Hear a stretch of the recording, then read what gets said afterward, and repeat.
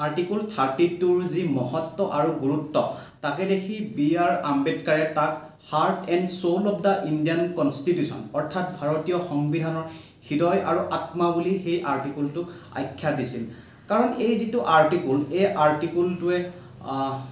आर्टिकलটোৰ জৰিয়তে সুপ্ৰিম কোৰ্টে 5টা কৈ ৰিটস ইস্যু কৰিব পাৰে। নমস্কাৰ, ওয়েলকাম টু জ্ঞান পোহৰ। মই মানস পদ্ম ফুকনে আপোনালোকৰ ওচৰত অতি সহজকৈ আৰু কাহিনী আকাৰত কথাবিলাক দাঙি ধৰিবলৈ চেষ্টা কৰোঁ। আজি মই পুনৰ এটা নতুন টপিক লৈ আপোনালোকৰ ওচৰত উপস্থিত হৈছোঁ। আজি মই আলোচনা কৰিবলৈ আহিছোঁ ফান্ডামেন্টাল ৰাইটস অৰ্থাৎ যি মৌলিক অধিকাৰ, সেই মৌলিক অধিকাৰ খৰ্বৰ হ'লে আপুনি কি কৰিব পাৰে। আশা কৰিছোঁ আপোনালোকে ভিডিঅ'টোৰ পৰা যথেষ্ট উপকৃত হ'ব। এতিয়া আমি তাৰ কথা জানিবলৈ হ'লে প্ৰথমে আমি জানিব লাগিব যে যি আমাৰ ফান্ডামেন্টাল ৰাইটস অৰ্থাৎ যি মৌলিক অধিকাৰনো কেইটা আছে আৰু কি কি সেইকেইটা আমি ফাৰ্ষ্টে আমি জানি ল'ব লাগিব।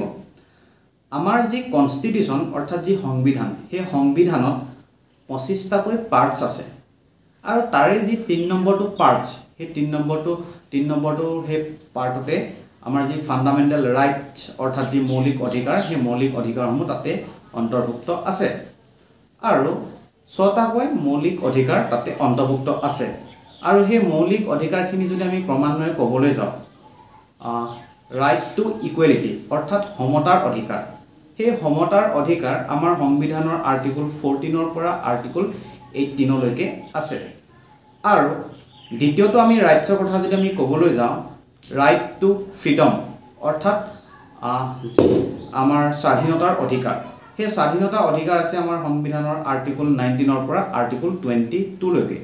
তাৰপিছত তৃতীয়টো আমি ৰাইটৰ কথা যদি আমি ক'বলৈ যাওঁ, ৰাইটছ এগেইনষ্ট এক্সপ্লইটেশ্যন অৰ্থাৎ শোষণৰ বিৰুদ্ধে অধিকাৰ, সেই যি শোষণৰ বিৰুদ্ধে অধিকাৰ সেই যিটো আমাৰ ৰাইটছ সেইটো আছে আমাৰ আৰ্টিকল 23 পৰা 24 লৈকে। তাৰপিছত আছে ৰাইট টু ৰিলিজন অৰ্থাৎ আমাৰ যি ধৰ্মীয় অধিকাৰ, সেই ধৰ্মীয় অধিকাৰৰ কথা আমাৰ উল্লেখ আছে আৰ্টিকল 25 পৰা আৰ্টিকল 28 লৈকে। তাৰপিছত আছে যি আমাৰ 5 নম্বৰটো rights cultural and educational rights অৰ্থাৎ আমাৰ যি সাংস্কৃতিক আৰু শৈক্ষিক অধিকাৰৰ কথা আৰ্টিকল 29 আৰু আৰ্টিকল 30 উল্লেখ আছে।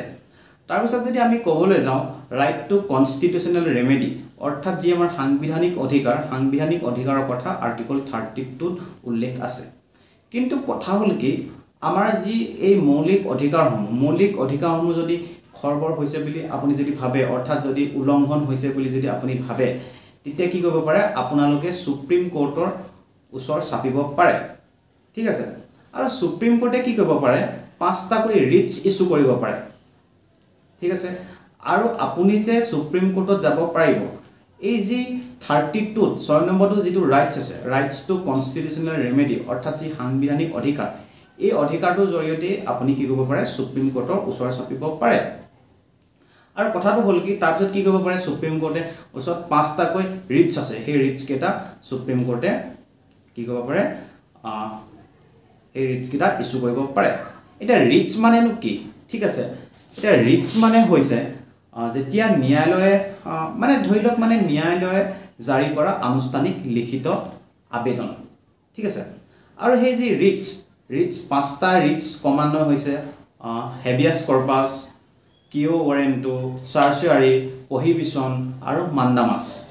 এতিয়া ধৰি লওক আমি যদি হেবিয়াছ কৰ্পাছৰ কথা যদি আমি ক'বলৈ যাওঁ, হেবিয়াছ কৰ্পাছ মানেনো কি?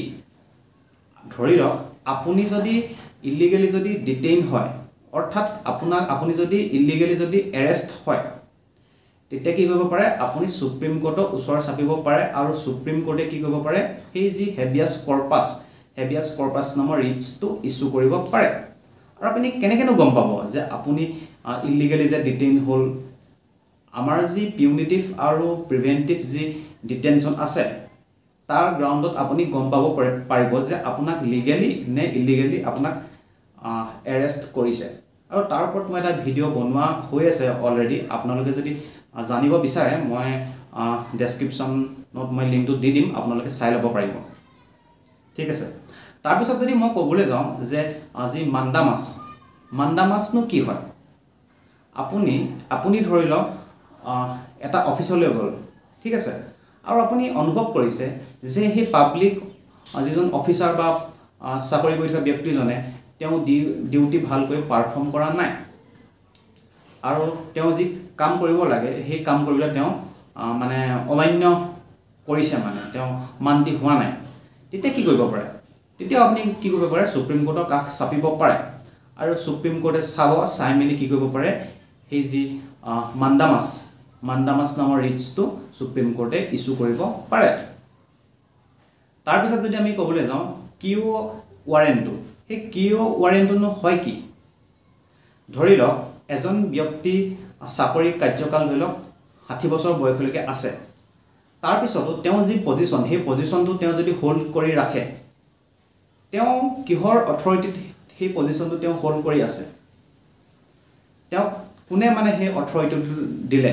বা কোনোবা এজন ব্যক্তিয়ে যদি এনেই গৈ অফিচত মানে কিবা এটা কৰি আছে আৰু তেওঁক কোনো অথৰিটিটো তেওঁক দিয়া নাছিলে, মানে তেতিয়া কি কৰিব পাৰে? সুপ্ৰিম কোৰ্টে সেই যি কিউ ৱাৰেণ্টটো, সেই ৰিটছটো ইছ্যু কৰিব পাৰে। তাৰপিছত আমাৰ যি লোৱাৰ কোৰ্ট বা আমাৰ যি ট্ৰিবিউনেল, তেনেকুৱা কি কৰা হয়? প্ৰত্যেককে মানে নিজৰ জুৰিছডিকশ্যনত মানে কাম কৰিব পৰাকৈ কিছুমান মানে ধাৰ্য কৰি দিয়া থাকে, মানে তোমালোকৰ জুৰিছডিকশ্যন ইমানখিনিৰ ভিতৰত যিকোনো ৰায় দিব পাৰা, সেইখিনি বস্তু মানে আগতেই ধাৰ্য কৰা থাকে।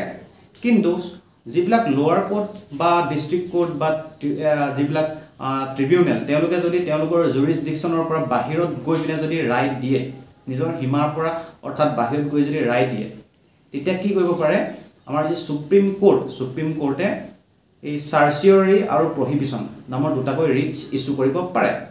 এতিয়া কথাটো হ'ল কি, ধৰি লওক এখন লোৱাৰ কোৰ্টে এটা ৰায় দিবলৈ গৈ আছে, ৰায়টো কিন্তু অলৰেডি দিয়া নাই, কিন্তু সুপ্ৰিম কোৰ্টে আগতীয়াকৈ কথাটো গম পাই যদি ৰিটছ ইছ্যু কৰে, তাকে কোৱা হয় প্ৰহিবিশ্যন বুলি। আৰু যদি যিখন লোৱাৰ কোৰ্টে যদি অলৰেডি তেওঁলোকে ৰায়টো দি দিলে, তাৰপিছত যদি সুপ্ৰিম কোৰ্টে ৰিটছ ইছ্যু কৰে, তেতিয়া তাক কোৱা হয় চাৰ্চিয়ৰী বুলি। ঠিক আছে, ইমানেই আৰু। আপোনালোকে ভিডিঅ'টো চাই কেনেকুৱা পালে কমেণ্ট ছেকশ্যনত জনাব। ভিডিঅ'টো ভাল পালে লাইক এটা কৰিব আৰু এনেকুৱা ধৰণৰ ইনফৰ্মেটিভ ভিডিঅ' পাই থাকিবৰ কাৰণে পৰৱৰ্তী সময়ত আপোনালোকে চেনেলটি ছাবস্ক্ৰাইব কৰি ল'ব। ধন্যবাদ।